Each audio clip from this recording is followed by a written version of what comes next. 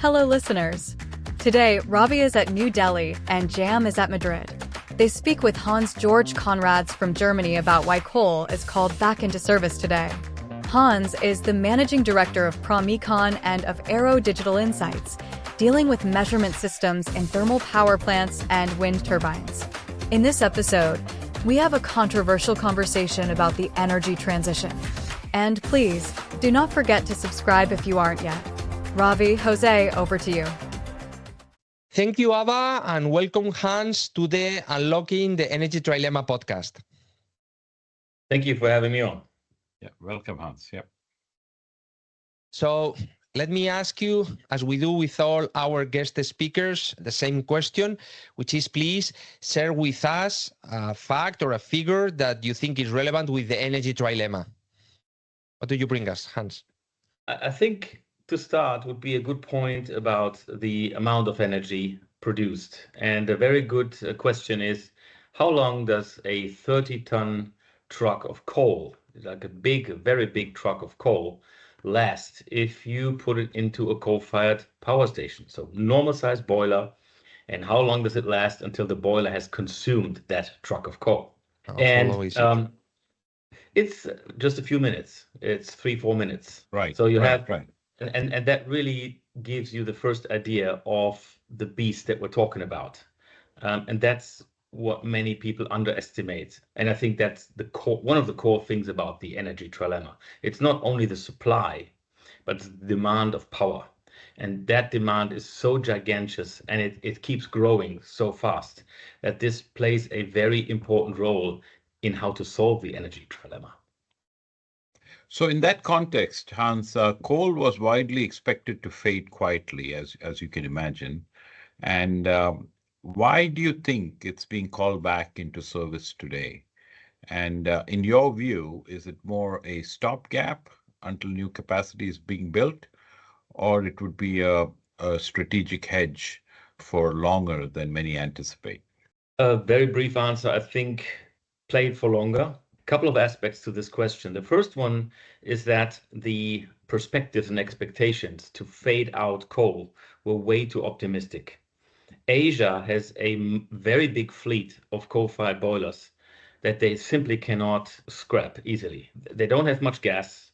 In many countries, they don't have many options other than coal, and they have fast-growing economies. Now, secondly, in the developed world, I think the difficulties with getting dispatchable power were underestimated. And that again has a lot to do with the demand side. If you have a demand for some small amount of renewable energy, the integration into the grid is easy. If that demand grows, if you want to feed in more renewable energy into the grid, it becomes very complicated and you need dispatchable power. So also here, I think there was an underestimate. And there's one new game coming on, which is AI. You have data centers coming up, which increase the demand even in developed economies such as the United States. And these data centers are so massive that it will completely change the energy landscape over the next decade. And coal is simply indispensable. Even if you build new solar and wind and everything, countries like the US will struggle very hard to get rid of coal. In the last annual EPRI flexibility conference, this point was taken, and in some way the idea was that non-dispatchable coal-fired or thermal power plant will be replaced by intermittent renewables, will be replaced whenever the renewables or the replacement was firm power.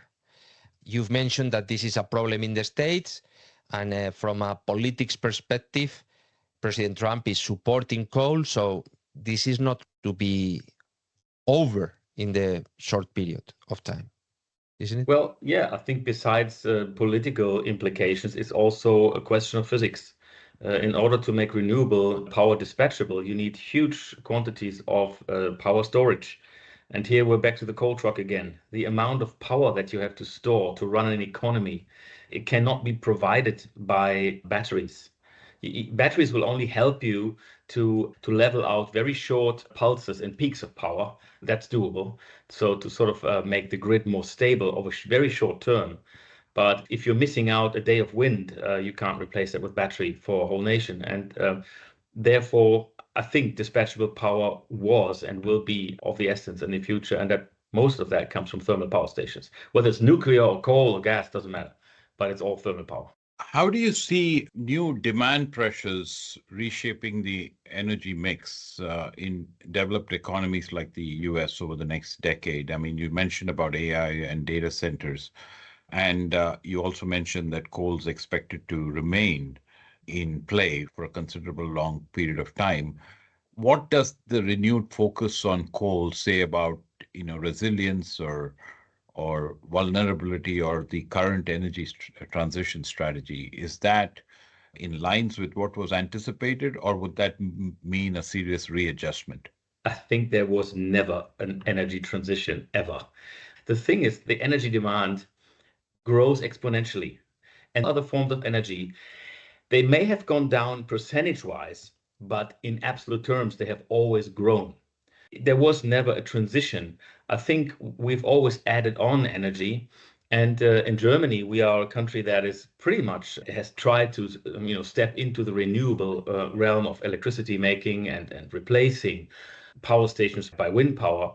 And we are seeing our electricity prices soaring. And any nation that does a similar thing has the same experience. You can look into Denmark, look into Sweden, even the UK. Whoever takes renewable energy to become the backbone of the electricity system faces very harsh peaks in electricity price increases, because the integration of renewable energy costs is climbing exponentially with the amount that you put in percentage-wise. So it starts very shallow. The production of renewable energy is very cheap. We'll just say, the megawatt hours produced, but the integration and the usage of renewable energy as a dispatchable, reliable source is extremely expensive. And therefore, I always said this mountain is too hard to climb. We have to have another approach to that. Take Spain. I mean, they had a blackout recently, which is also generated by the large amount of renewable energy in the grid. So I think for many engineers in the energy business, there never was a transition. And politically, there was a big movement, which is now more or less being reshaped, not only by more conservative policies, but also simply by reality.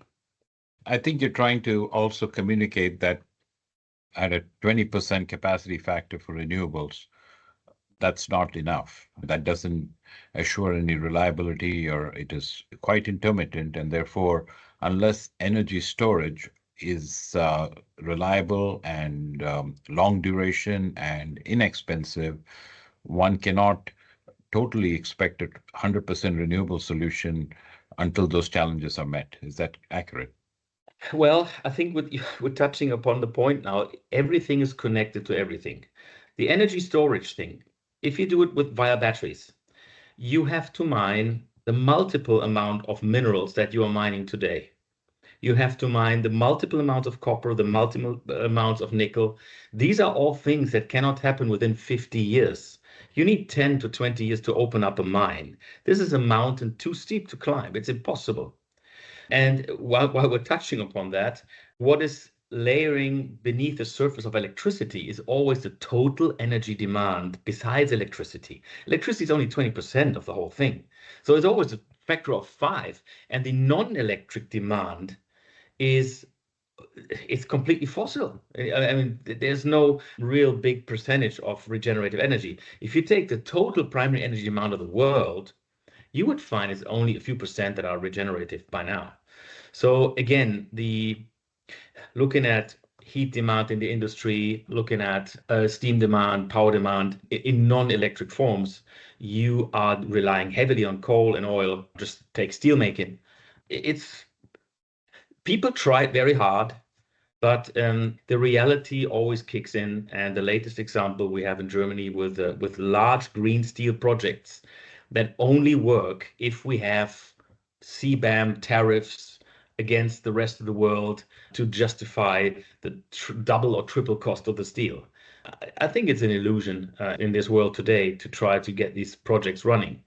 So since it's all connected with each other, I'm afraid there will be not a single shining solution for the planet but we would rather have to search for solutions that are viable. You have places in the world where direct reduction of iron with hydrogen is viable, and you have places in the world where it's not.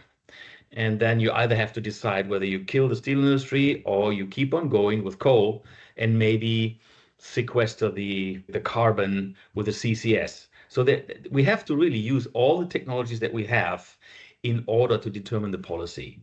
And today, our politicians make their policies together with scientists and then try to see what they have. They do it the exact other way around. You have to really engineer this solution. You can't define it politically. There's just the need to understand which transition or which change can happen in which part of the world where it's feasible and where it's affordable. You have mentioned about politics, and if just one country create regulation, let's say forgetting the rest of the competition in the world, could create a tough market for the local manufacturers that are trying to compete, selling, for example, steel with other competitors where the energy production is much cheaper because perhaps the regulation is different and so on. Do you think this is fixable, or at the end, countries that are putting regulations that are increasing the price for heavy users are really pushing for a desindustrialization of the country? Yeah, I think at the end of the day, it really matters what is economical. You can't simply trick out the economy. You can't simply set up rules for a single country or even a single continent like Europe and try to force it upon other people, especially now that the world is deglobalizing. People will not accept that. Now, the tragedy, of course, is that also you cannot fix this global problem locally. You have to fix it in a global way. If you have individual countries who try to advance, that's the idea that we had in Germany. I mean, we show the world how it's done and then they just copy it. I'm not sure where we Germans got this from, that we have to show the world all the time how it's done. But that's not the way it works. It's simply naive to believe that the world will start to produce these commodities at much higher cost and take the lash of all the increased living costs and the problems associated with it, just to follow our morale in reducing CO2. There has to be far more practicality in this. And at the end of the day, I'm afraid we will also have to agree with the great nations of this world in terms of energy use, and that is China, India, and the US, to get a solution fixed. Without these three players, we don't even have to start. I mean, that's very delusional. It's not nice. For our company, the new battery electric world is wonderful because there's new minerals, there's new mining. So it's a big opportunity. But I don't think that the mineral demand will climb as steep as now projected because there's simply no way to do this. And there is an impasse. Hydrocarbons are so effective in delivering energy that it will be very hard to just turn around and do a transition.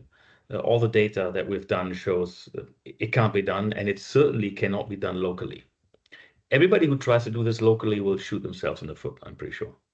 So after a decade of deferred investment, many thermal plants, coal plants, gas plants are now being asked to do more. So what does that really mean for the industry at large and executives at utilities as they set their priorities today? What does that really mean? This has been a sudden shift in direction. Don't you agree? I do. And if coal plants are coming back, then in hindsight, I would say much damage has been done. Very innovative boilermakers and technology leaders are out the door. Some Japanese try to stay long because Japanese always have this long-term view of staying in industries. But there is a big shift towards Chinese makers because they have been building many, many plants. So today is a different landscape than we had before. Technologically, I would say definitely not better, not more innovative. When I started here 20 years ago, people were talking about boilers with live steam temperatures of 700 degrees and CCS conversion and all. This is all, nobody has ever progressed in this direction because coal was simply called off.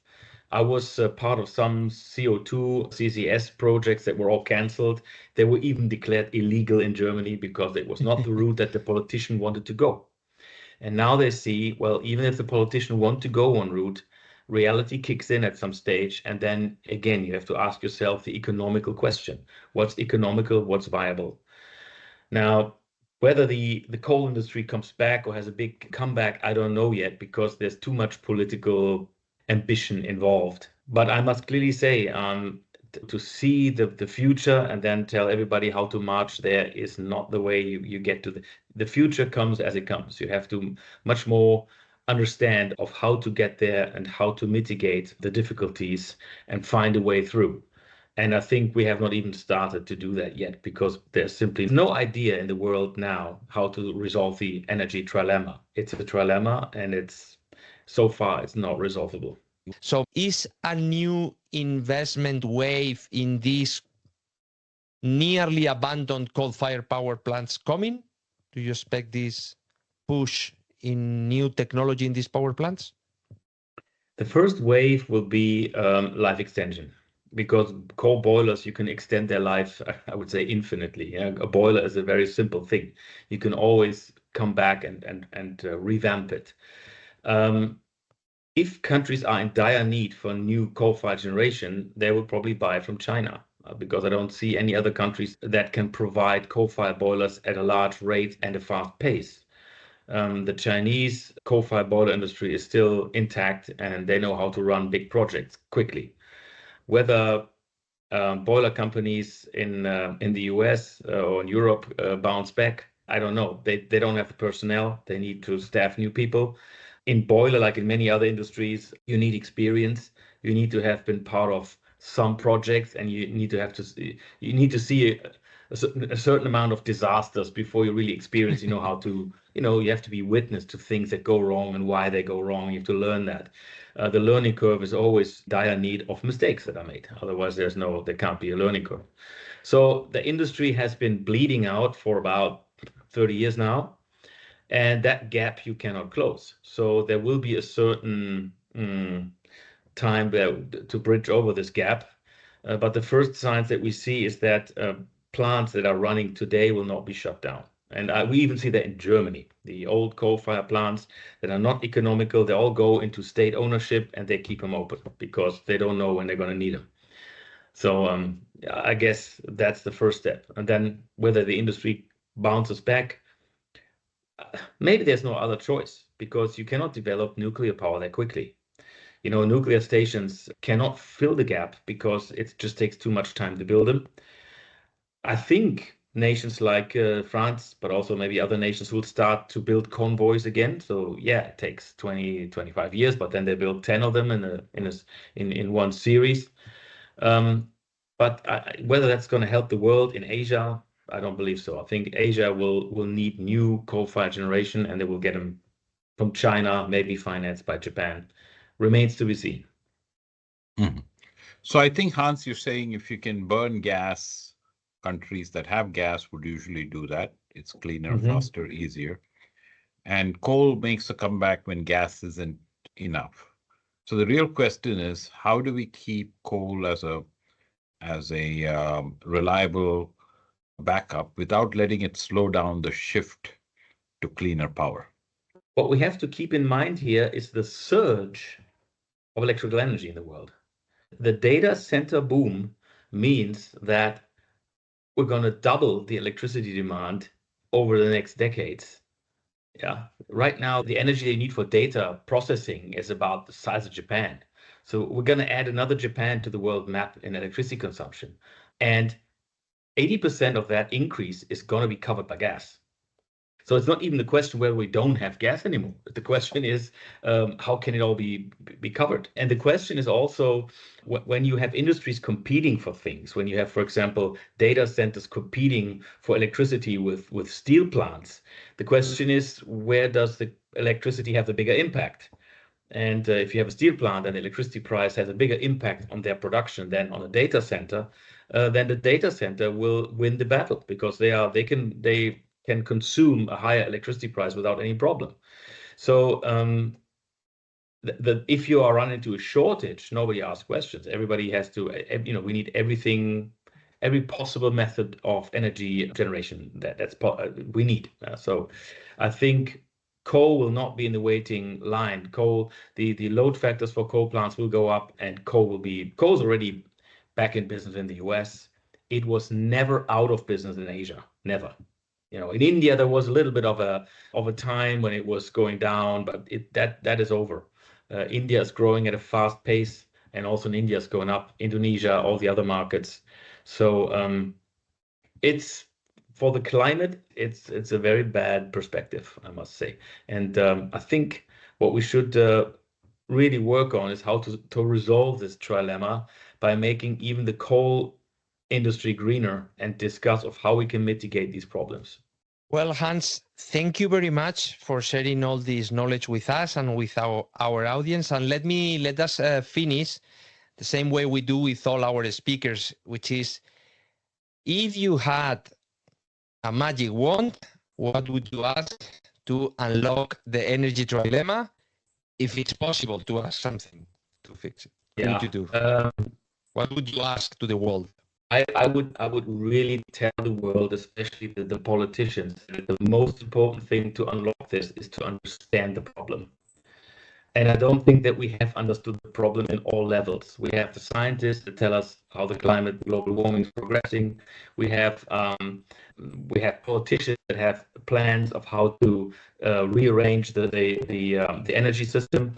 Mostly, by the way, from the perspective of a supply thing. How can we supply energy? It's a supply question, but it's a demand question also, because the demand is rising exponentially, and exponential functions make everything meaningless if one thing prevails. So it is very, very important to understand where the whole thing is going in order to have a chance of how to mitigate it. I know it's a very blurry answer, and it's not a very optimistic answer, because people try to progress without knowing what they're doing. And therefore, what I would really like to have is a better vision of where energy demand goes, also where the implosion of world population, maybe in 30, 40 years, will catch us back, because the energy demand will also go down at one stage. I'm not sure that it will always go up. And what is the best path through that in order to survive this big problem? It's a big problem.